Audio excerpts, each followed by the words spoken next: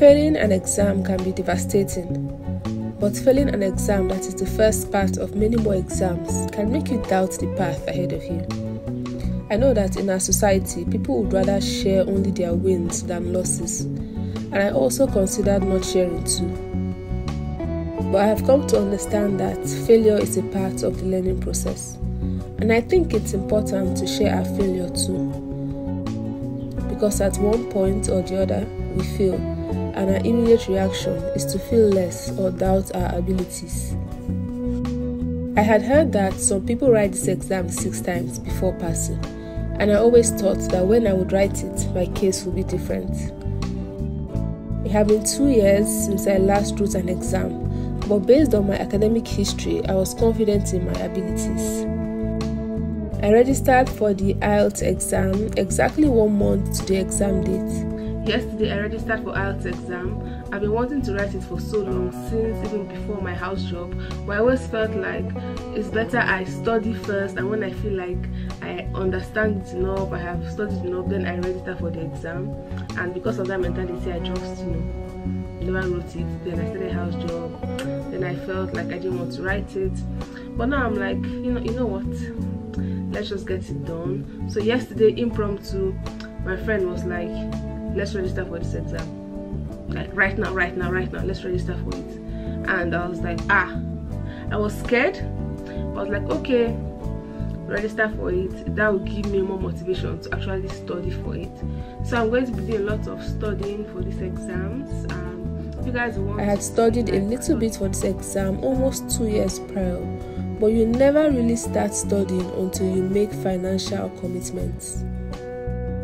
I had a month to prepare, which I thought was more than enough. I used resources from one particular website and practiced as much as I could. It's an English exam, how difficult can it be, right? Nigeria is a multi-ethnic, multilingual country blessed with over 700 ethnic groups with different languages. However, English is my first language, and I considered myself a very good user of the English language. So I thought no matter how little I prepared, I would pass. I gathered all the tips I could from the website, and on the exam day, I set out to write.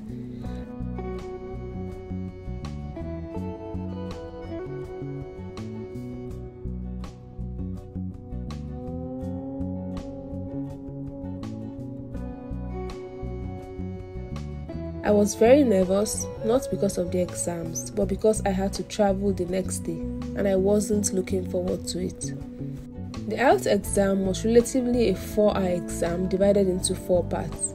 The speaking part was done first over a video call with an examiner somewhere in the UK, and later in the day, the listening, reading, and writing were done together as computer-based tests. Writing is said to be the most difficult and challenging part of this exam, famed for always holding people just below the pass band. Nevertheless, at the end of my exam, I was very confident in what I had written, but had a lot of doubts about my reading section, and I really thought that would be the section to fail me.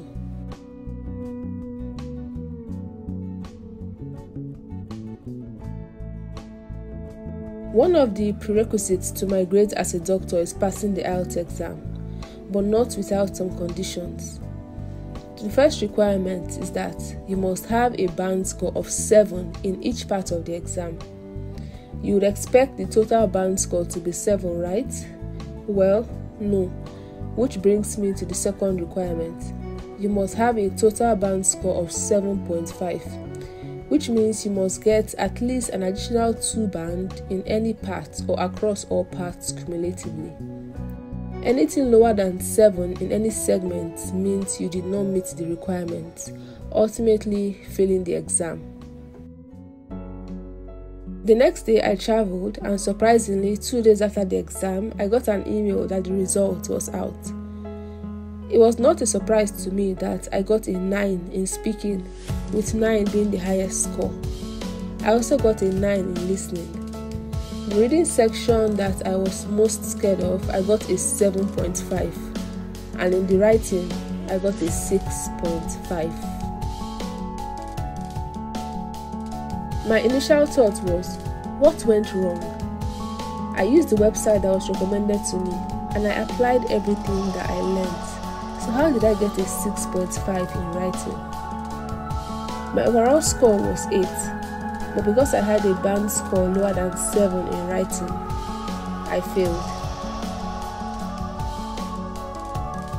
When my sister saw the results, she said, "You did so well," but I had to explain that as a doctor, our passing requirement was higher, and so my result is not good enough. For so long, I thought to myself, what went wrong? If I applied everything I learnt, what else did I miss? My friend tried to encourage me to write it again, but I said I don't know what I would do differently. If I have learnt everything there is to know on the writing, I would definitely write exactly the same way I did. And so, I was doubtful about writing it again.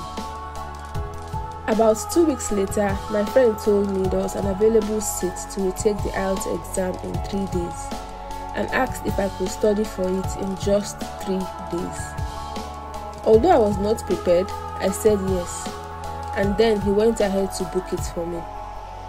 For the next 3 days, I used a totally different material to study. I watched YouTube videos of one particular tutor, and as I watched these videos, I totally understood why I failed the first time. The material I used to study for the first exam was insufficient, and now I was actually learning how to write according to the IELTS standard and according to the marking criteria. I got another website with resources to do some more writing practice. Although this is a 4-part exam, I only studied for the writing part. I woke up that fateful morning feeling ready and prepared for the exam. However, considering I studied and prepared for only writing, I felt I needed to sharpen my ears for the listening part of the exam. I did a practice for the listening section and I scored 5. My score made me laugh and I told my friend the score and he suggested I do another practice. But I said that's not necessary. That's all the practice I need to do. Unfortunately, my exam venue was changed. I had a different venue for speaking and a different venue for the computer-based test, with just 30 minutes in between. During the speaking section of the exam, my computer crashed twice. An exam that was supposed to be 20 minutes took almost 2 hours, as I had to wait for availability of examiners before retaking the exam. The computer-based test was supposed to start by 1 p.m. But at 1 p.m. I was still waiting for my speaking section to be sorted and waiting for availability of another examiner to conduct the test. After then, the computer froze again and my test was cancelled. They changed my computer room and I restarted the exam for the 3rd time. By this time, I was very worried because I was already told that they would start the CBT without me. I was able to complete my speaking, but I was no longer at my best, and my examiner asked questions about a topic I was not too familiar with. Moreover, I was mentally exhausted. Immediately after, I had to rush to the other examination venue to start my computer-based test, and luckily I noticed that they waited for me to come. The writing part of the exam had 2 parts, and 20 minutes into the first part of the exam, I was still at my introduction. Yet, I was supposed to spend about 20 minutes on the first part of the exam.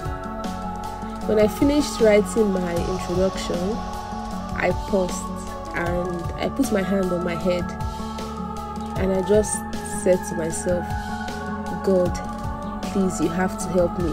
I can't write this exam again. After the exams, I had so much doubt about what I had written. I was scared if I met all the writing criteria, if I corrected all my errors, and if I used the right grammar. I studied more for this exam, but I was more scared after writing it compared to my first attempt. The results for this exam came out 5 days later, and I got an overall band score of 8, just like the first exam. But my scores in each segment were different. I scored a 9 in listening and 8 in reading, which, although was higher than the first exam, I expected a 9 because the reading was easier this time. With no surprise, I got a 7.5 in speaking this time, but I was happy to have passed. In the writing section, I got a band score of 7.5. This is a very good score. There was a significant improvement compared to my first exam, and I was so happy. Failing this exam has in a great way prepared me for the bigger exams ahead of me. It reminded me not to solely trust on study resources recommended to me without trying out other options too. That it is important for me to do my research by myself. I also learned that for most international exams, there are study guidelines and criteria to be met, and it's important to follow it. Finally, it reminded me that regardless of my previous successes, if I don't work smart enough, I will fail. Sometimes, just like me, you may not be adequately prepared for something and you may fail. But remember, failing is part of the process. Never give up. Failing is just a learning experience.